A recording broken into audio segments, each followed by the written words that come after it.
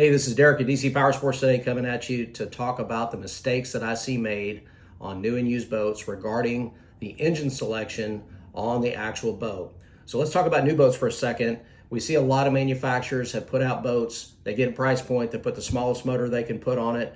The customer gets lured in by the low down payment, and they buy that boat and they realize, hey, this motor is way too small. The boat doesn't perform, and we're struggling to do what we want to do with the boat.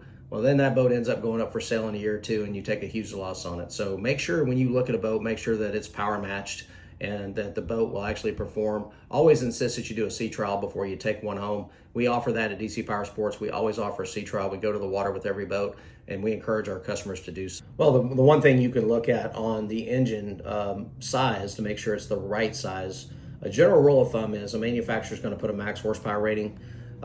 You don't have to necessarily have that max horsepower rating for that boat, whether it be new or used, to perform properly, but you want to make sure it's close. You want to make sure it's not required. They don't have a max horsepower 150 and they have a 90 on the boat. If you have go to the next size down. If it's a 150, look for like a 115. That'll get you close enough where the boat will still typically perform.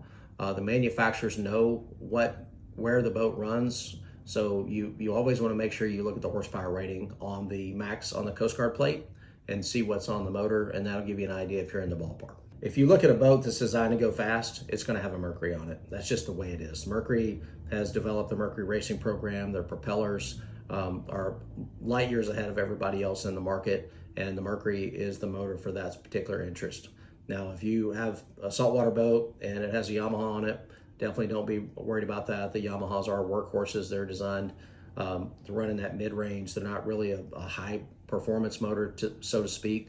However, those motors will run a long, long time. We've seen some with 4,000 or 5,000 hours on them, and they're still going. The two top manufacturers for engines today are, of course, Mercury, which is a Brunswick company, and also Yamaha. Those are the two motors that are leading the charge right now. You have some other manufacturers that are out there, but the Mercury and Yamaha are the two that are leading the charge in quality, fit and finish, performance, and longevity. Let's switch over to used boats. If you're buying a used boat, you want to make sure that you do a sea trial and make sure the boat runs properly and check the performance of it. Check the condition of the prop, but also you want to have that motor checked out by an independent third party that has no interest in the sale, whether it's the seller or the broker. You can have somebody come and do a compression test on the motor, leak down, check the lower unit fluid, make sure all that's good. Get underneath the cowling and look for corrosion. Look for corrosion in the midsection.